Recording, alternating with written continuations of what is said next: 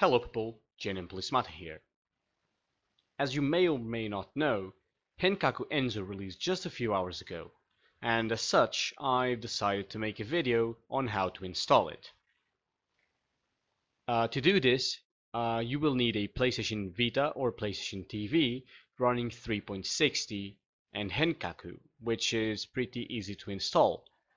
Just on a 3.60 Vita, just go over to the HENkaku website, which I'm going to leave down below in the description, launch HENkaku, and after that, continue this tutorial.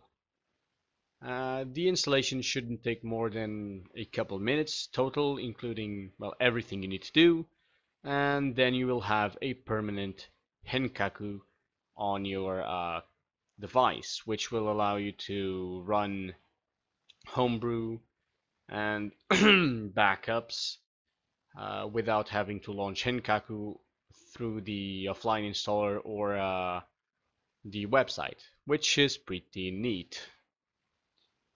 So that is it. Let's get to it.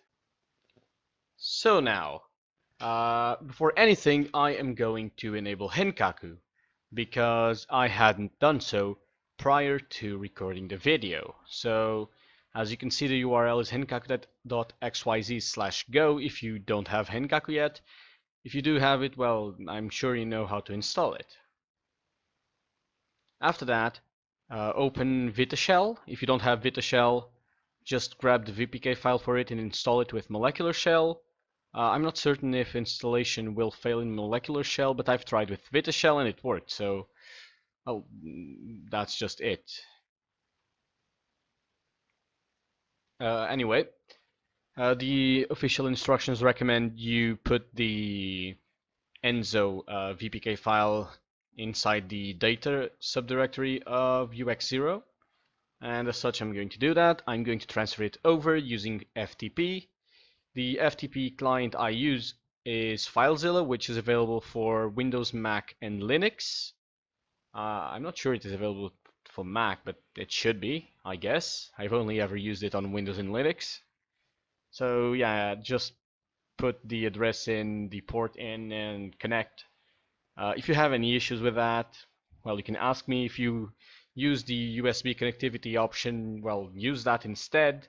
It doesn't really matter. Just get the VPK file on the PlayStation Vita. So as you see, I have Ensō.vpk. This is the Ensō installer. Just install the package. It will require extender permissions, so you're going to need to have that enabled. I believe that is an option. Else, I think by default you can only install safe packages, so disable that if you cannot install that. And yeah, that's about it. Next, you'll want to open up the Ensō installer. So a new bubble called Ensō will be installed, and all you have to do is just open it, and well, the installation will begin shortly. First, you have to press circle to accept the terms of service. So just acknowledge that this will make permanent modifications and all. And then to install the hack, just press cross.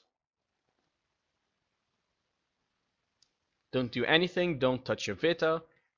Before doing this, make sure you have enough power, don't unplug it, you know. Once that is done, just press any key and your console will reboot. And once you reboot, you can test it like I did with well, any homebrew app, any backup you've installed that is not playable without HENkaku, and you'll see that it actually works. As proof of that, you can see me go to settings and it shows HENkaku.